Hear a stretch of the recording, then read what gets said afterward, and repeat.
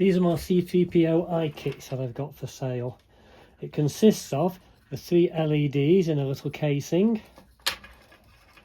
an LED driver module which allows you to run it at anything from, I guess, about 12 to 3 volts, a switch, and a 9-volt battery connector. You have to supply your own 9-volt battery, I'm afraid. Very simply, you just switch them on and off. As I said, I've got 2 of them for sale, £10 each. On this head, I mounted the switch under here. Very simple.